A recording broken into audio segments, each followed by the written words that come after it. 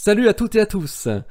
Si vous êtes lève-tôt, et notamment le lundi, alors oui, je sais, c'est dur le lundi, c'est très dur, oui, mais ce lundi 13 novembre 2017, vous aurez une très bonne raison de vous lever tôt, plutôt que le soleil, parce que vous pourrez admirer un beau spectacle astronomique, une très jolie conjonction entre Jupiter et Vénus, et une conjonction très très serrée.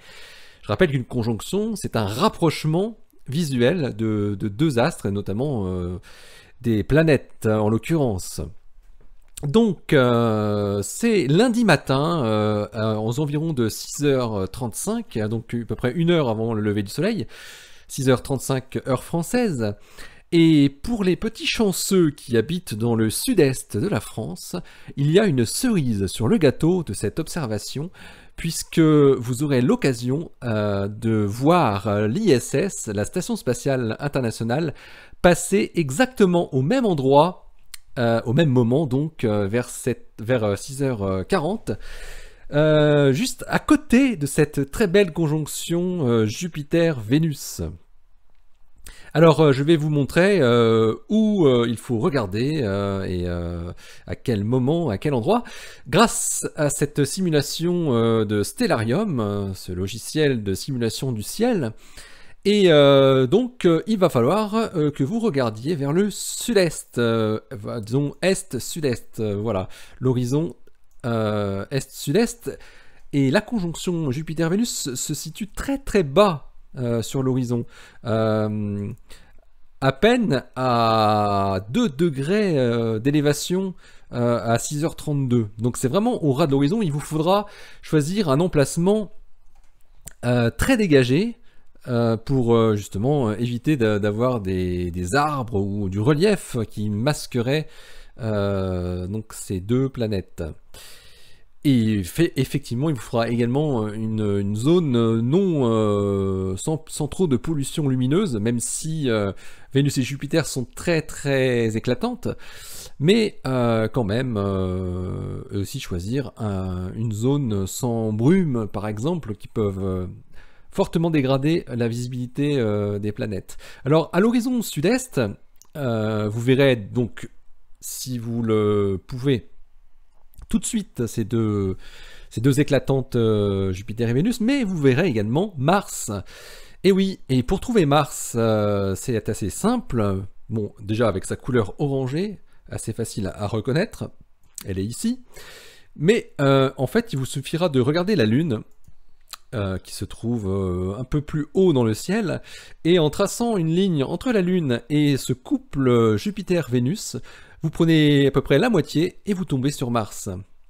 À ne pas confondre avec une étoile brillante qui se trouve également dans cette zone et qui s'appelle Spica, l'étoile principale de la constellation de la Vierge, constellation dans laquelle se trouve Mars en ce moment. Donc voilà, et donc comme je le disais, pour les chanceux qui habitent le sud-est de la France, vous verrez apparaître vers 6h39, 40 par là, la station spatiale qui va débouler depuis le zénith et qui va venir se disparaître en fait à l'horizon sud-est, tout près de Jupiter et de Vénus. Alors on va zoomer un petit peu sur nos planètes préférées avant de voir si vraiment l'ISS arrive, mais je crois qu'elle va arriver. Car les calculs sont exacts généralement dans Stellarium. Et donc Jupiter, avec des jumelles, vous pourrez voir les 4 satellites galiléens qui se répartiront lundi matin là, de part et d'autre de Jupiter, avec Ganymède et Io d'un côté, et Europe et Callisto de l'autre. Vous pouvez également regarder Vénus. Actuellement, elle est en pratiquement pleine, c'est-à-dire qu'elle a une phase à 97%. Et donc, nous n'aurons pas de croissant de Vénus en ce moment, mais un disque presque parfait. Alors c'est assez amusant de voir ces deux planètes l'une à côté de l'autre très proches comme ça. Parce que il faut se souvenir que la lumière que l'on voit est en fait la lumière du Soleil, qui est donc reflétée sur la surface de ces deux planètes. Or, comme elles ont des distances très différentes l'une de l'autre, en réalité, hein, pas en distance angulaire bien sûr, Vénus se trouvera à 245 millions de kilomètres de nous, et Jupiter se trouvera, elle, à 957 millions de kilomètres.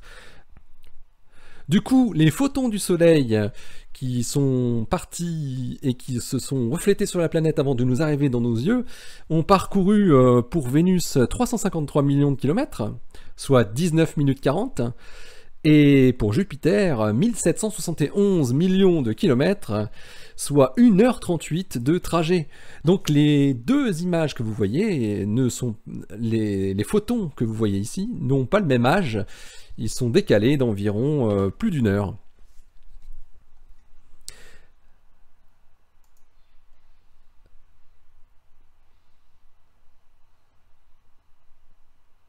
Alors on va bientôt voir normalement apparaître l'ISS, il est maintenant 6h38 bientôt. Je crois que je vais dézoomer pour avoir un plus grand champ. Alors on peut également regarder Mars, bien sûr, hein, aux jumelles. Et lorsque vous regardez Mars, vous verrez probablement aux jumelles un petit disque rouge, un peu rouge orangé. Et bien sûr, dans un télescope, on peut avoir un petit peu plus de détails, notamment quelques structures et un début de calotte glaciaire sur son pôle.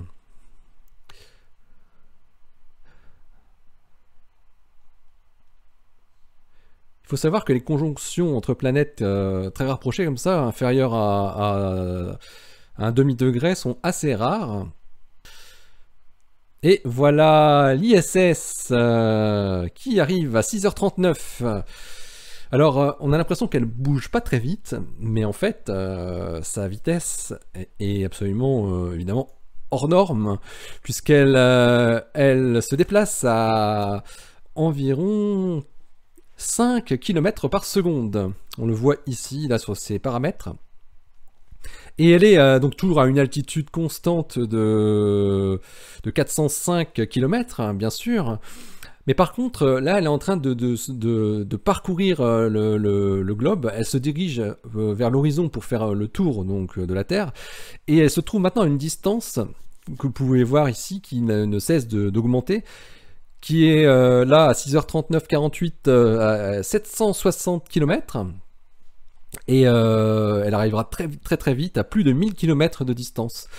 Mais étant donné que elle est très réfléchissante, il faut se rappeler que c'est le troisième objet le plus brillant du ciel, hein, l'ISS, avec tous ces panneaux solaires et autres surfaces métalliques.